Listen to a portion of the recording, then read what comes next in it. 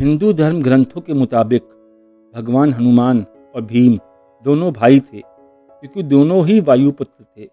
वनवास के समय महाभारत युद्ध में भगवान श्री कृष्ण जिस अर्जुन के सारथी बने थे, उस रथ की छत पर हनुमान जी विराजमान थे। इसलिए आज भी अर्जुन के रथ की पताका में हनुमान जी को दर्शाया जाता है। आज हम आपको बताएंगे कि अर्जुन के रथ पर हनुमान जी क्यों विराजमान हुए थे। वनवास के समय जब पांडव बद्रिकाश आश्रम में रह रहे थे, तब उड़ते हुए एक शस्त्र दल वाला कमल द्रौपदी के पास आया।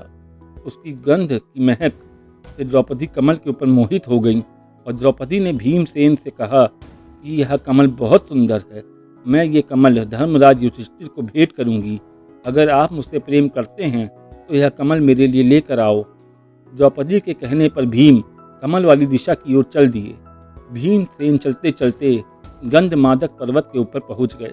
उसी पर्वत के ऊपर एक बगीचा था जो कई योजन में फैला हुआ था। उस बगीचे में हनुमान जी रहते थे। जब हनुमान जी ने जाना कि उसका भाई भीमसेन बगीचे के अंदर आ रहा है, वहां से जाने वाली एक सड़क को रोक लिया और प्रतीक्षा करने लगे। भीमसेन ने रुद्र बानर को देखा, तब हनुमान जी ने अपना मार्ग छोड़ने के लिए कहा, लेकिन हनुमान जी ने कहा कि आप आगे जाना चाहते हैं तो मुझे लांघ कर चले जाओ।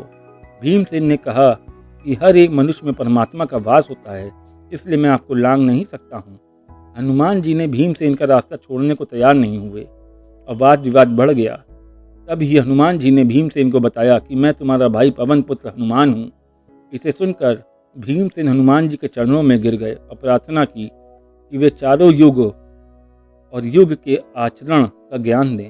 हनुमान जी ने भीमसेन को सभी का ज्ञान दिया और इसके साथ भीमसेन ने हनुमान जी से इच्छा प्रकट की कि आपके रामायण के समय में समुद्र को लांघते समय विराट स्वरूप धारण किया था, उस स्वरूप के दर्शन कराइए, कृपया मुझे वह स्वरूप दिखाइए। हनुमान जी ने वह स्वरूप दिखाने से मना कर दिया, लेकिन भीम ने जिद कर ली। जब हनुमान जी ने अपने विराट रूप के दर्शन कराए, वह रूप उगते हुए सूर्य के समान था। भीमसेन उसे देख ही नहीं पाए। हनुमान जी ने भीम से कहा, तुम कोई वरदान मांग लो, अगर तुम कहो तो मैं अभी दुर्योधन दुशासन धृतराष्ट्र को बंदी बनाकर तुम्हारे सामने पेश कर दूँ, जिससे यह युद्ध ही टल जाएगा।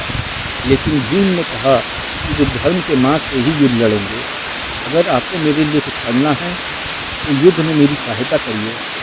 अभी हनुमान जी ने वचन दिया कि जब तुम दुश्मनों का वध कर रहे होगे तब मैं आपके साथ रहूँगा। मेरे को वहाँ मौजूद पाकर दुश्मनों के प्राण निकल जाएंगे, तो हथियार चलाने की भी आवश्यकता नहीं पड़ेगी।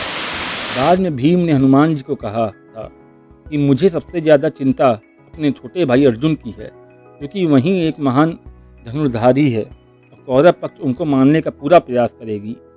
कृपया करके अर्जुन की रक्षा के लिए कुछ कीजिए। हनुमान जी ने कहा कि तुम चिंता मत करो, मैं अर्जुन के रथ के ऊपर विराजमान हो जाऊंगा, क्योंकि अर्जुन के रथ के ऊपर भयानक से भयानक अस्त्र और शस्त्र का प्रयोग कौरवों द्वारा होगा।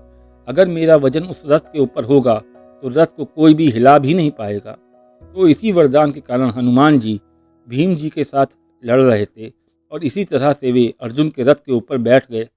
आपको शायद ही पता हो, जब महाभारत का युद्ध समाप्त हुआ और जब अर्जुन के रथ के ऊपर से हनुमान जी और भगवान श्री कृष्ण नीचे उतरे, उसी क्षण अर्जुन के रथ में विस्फोट हो गया, क्योंकि अर्जुन के रथ के ऊपर शत्रुओं ने इतने अस्त्र शस्त्र चलाए थे, मगर हनुमान जी थे जो उसे रोके हुए थे।